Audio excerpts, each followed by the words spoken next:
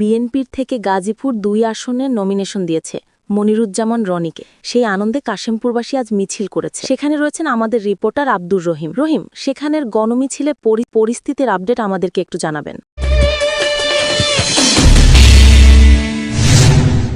প্রিয় দর্শক, আপনাদেরকে আমি ডাচ বাংলা টিভির পক্ষ থেকে সরাসরি যেই ভিডিও নিউজটা দর্শক দেখানোর চেষ্টা করতেছি, এই নিউজটি দর্শক কাশিমপুর এলাকার আজকে গেদু মাতবর রূপে গেদু রাজু আহমেদ দর্শক তার নেতৃত্বে দর্শক একটি গণ মিছিল দিয়েছে। কারণ গাজীপুর ২ আসনের যেই বিএনপির যে মনোনীয় প্রার্থী মঞ্জুরুল করিম রনি সাহেবকে আজকে নমিনেশন দেওয়ার কারণে বিএনপি থেকে দর্শক সেই আনন্দ মিছিলটি আজকে যে দিয়েছে দর্শক, সেই মিছিলটি আমি ডাচ বাংলা টিভিতে থেকে আপনাদেরকে সরাসরি দেখানোর চেষ্টা করতেছি। দর্শক, আরেকটি বিষয় যদি দর্শক আমি আপনাদেরকে জানিয়ে রাখতে চাই যে কাশেমপুরবাসী যে কতটুকু আজকে খুশি হয়েছে তার উল্লাস এই মিছিলেই দর্শক দেখিয়ে দিয়েছে। কারণ এই গেদু মাতবরের নেতৃত্বে দর্শক আজ পুরোটা কাশেমপুর এলাকাটা পুরোটা আনন্দিত হয়ে দর্শক আজকে স্লোগান দিয়েছে যে ধানের শীষে ভোট চাই এবং শত বিজয়ী ভোটের উপলক্ষ দিয়ে রনি ভাইকে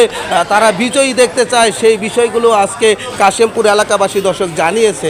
আরও বিস্তারিত দর্শক সাক্ষাৎকার আপনারা দেখবেন, কারণ সরাসরি ডাচ বাংলা টিভি থেকে লাইভ নিউজ দেখানোর চেষ্টা করতেছি। দর্শক, আমি সাংবাদিক আব্দুর রহিম বলছিলাম গাজীপুর থেকে দর্শক ডাক বাংলা টেলিভিশন।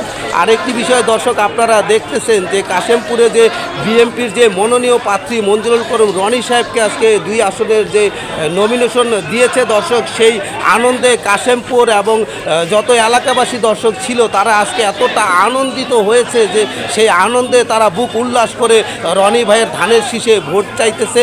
আর বাদবাকিটা দর্শক আপনারা বিস্তারিততে এলাকাবাসীর কথা শুনুন।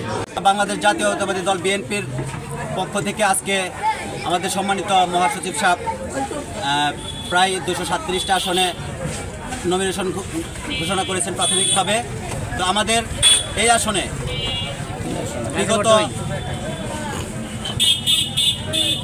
মান্নান স্যারের ছেলে সুযোগ্য সন্তান মঞ্জুরুল করিম রনি ভাইকে নমিনেশন ঘোষণা করা হয়েছে। সেই উপলক্ষে আমরা আজকে যারা কর্মী আছি মোটামুটি এরা একটা ছোটোখাটো একটা মিছিল করেছি।